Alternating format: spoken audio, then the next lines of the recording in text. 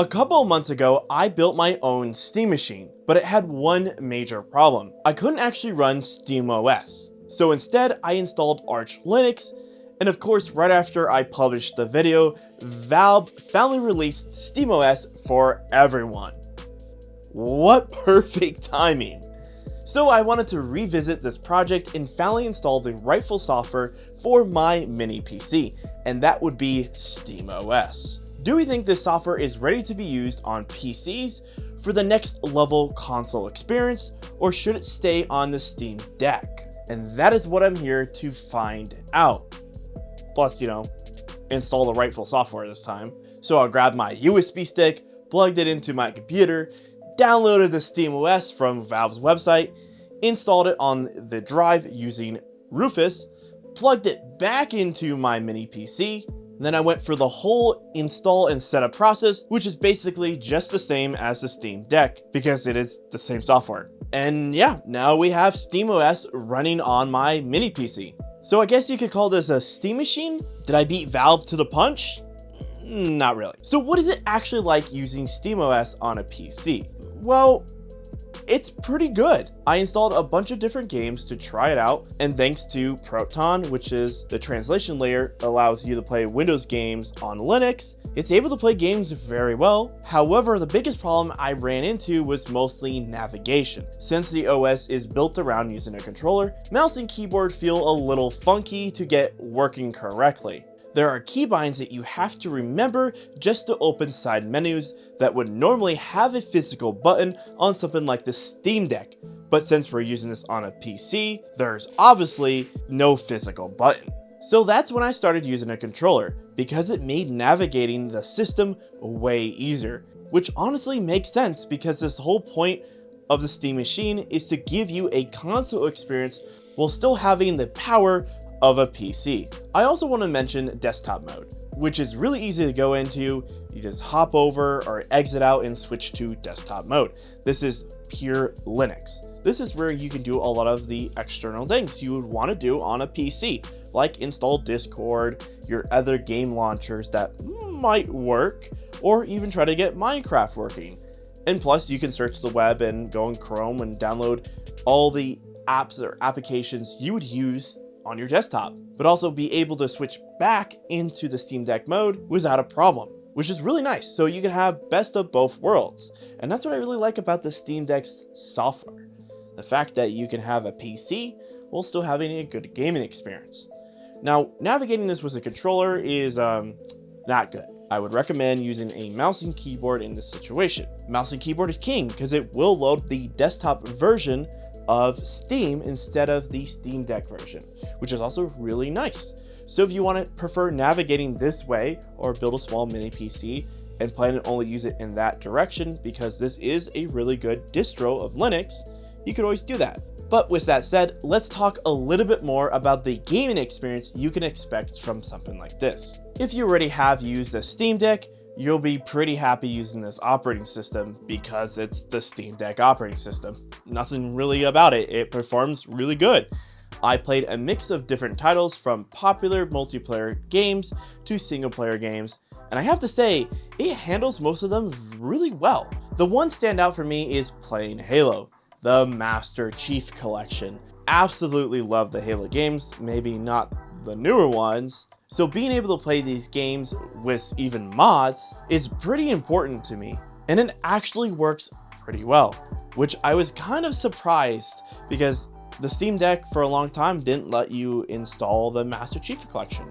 So I've been very happy the fact that I can play these games now on Linux. I was also able to run games that I expected to work fine, like Power World Marvel Rivals, which are both games that I do once in a while jump in and out of. So overall, I was pretty happy with how it performed. You do get the same experience you would find on a Steam Deck, but with better graphics, because you have better hardware. However, I did run into one big problem. When I tried to play CS2, the game wouldn't load the character models. Every time I played, you would just see guns floating around the map with no players, and the guns are shooting me. I'm not entirely sure why this is happening, but I'm pretty sure it's something to do with the graphic card. Now, I didn't mention this earlier, I probably should have. I'm using a pretty old graphic card, an AMD RX 570, 8 gig, specifically the 8 gig model. So after running into that problem, I figured it was the best course of action was upgrading the graphic card. Luckily enough, I had an AMD RX 9060 XT 16 gig model, gotta say it because RAM prices are insane, sitting around, so I swapped that in, and guess what? It didn't boot. It just didn't boot. No idea why. Absolutely no idea. I thought it was my Elgato, because I have everything going through the Elgato coming back to the monitor. I'm like, what's my Elgato doing? Well, guess what? It wasn't the Elgato. This card worked perfectly fine on my previous Linux machine, so why isn't it working with SteamOS? Well, the problem is SteamOS is still highly based around the Steam Deck. It's not truly a full PC version yet. That means the kernels and the drivers aren't always up to date. Because of that, newer hardware like graphic cards isn't fully supported yet. So the system simply refuses to boot when that GPU is installed, which means I'm basically stuck using the RX 570 until I move to something like an RX 600 or an RX 7000 series cards that has a better support and is a little older. I gotta say, it's a bit of a bummer, and honestly, I was pretty disappointed about that. I even tried updating the kernel and installing different drivers to get it to work, but I had no luck. What the heck, Steam? Fix it, man. I want to be able to play games in 4K. But on the bright side, Linux tends to take advantage of older hardware better than Windows. So even with an RX 570, I actually got a pretty solid experience. All those games I played were on that graphic card. And I actually think it's pretty funny because CS2, the finals, Power World, all had a terrible time launching on the Windows version, or they wouldn't even launch at all, especially CS2. So I was pretty happy when it did launch. Now when it comes down to FPS games, I tried titles like the finals, CS2, Splitgate, Halo, and most of them ran at low to medium settings, which were locked at 60 FPS. And yes, only 60, but that's mainly because of the GPU. Frame times were also pretty stable, which made the game experience feel really smooth. And the reason why they're locked at 60 was another thing to do to my Elgato. It prohibits the frame rate to 60. Only when I have the Steam machine plugged in, for some reason it doesn't recognize it as a PC. It says an unknown device, so it's Linux, so okay. But yes, I was limited to 60 FPS, but I could go higher than that in certain games. If I switch to completely low, I'm looking at almost 80 frames in most titles. It was still not a bad experience, but why would you do that when you're locked at 60? So if you're looking at this from a gaming perspective, which I definitely am, it's actually not that bad. Would I take this over Windows right now?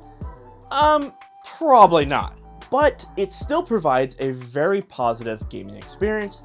And I think if more people start talking about it and using it, Valve will hopefully continue improving it. And if you're curious about the hardware I'm using in this build, here's what I'm using. It's an RX 570 paired with an AMD Ryzen 7 3700X, a 1TB SSD, and 16 gigs of DDR4 RAM clocked at 3200. You can also find a more in-depth video about these specific parts in my previous Steam machine video.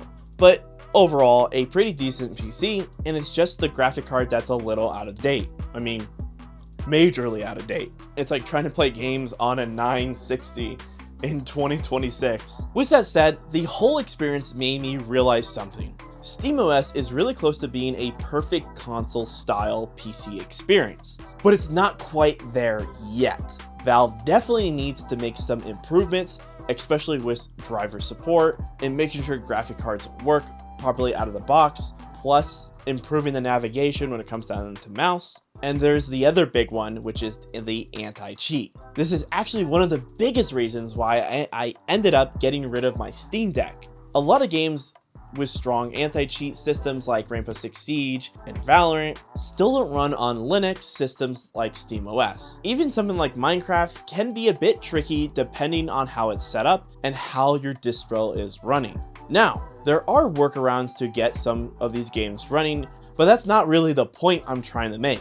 Until Valve and these anti-cheat developers figure out these issues, it's probably going to take a bit more time before we'll see something like the Steam Machine, or even when it gets delivered, and hopefully providing a tight, insane gaming experience. Really depends on when that comes out, and we'll see what Valve has changed to the SteamOS to make it more appealing on a console. Because where it's at, it is pretty good, and I do recommend running this on your secondary PC or a home setup, but definitely not your main build. But we're really close, but we're not there yet.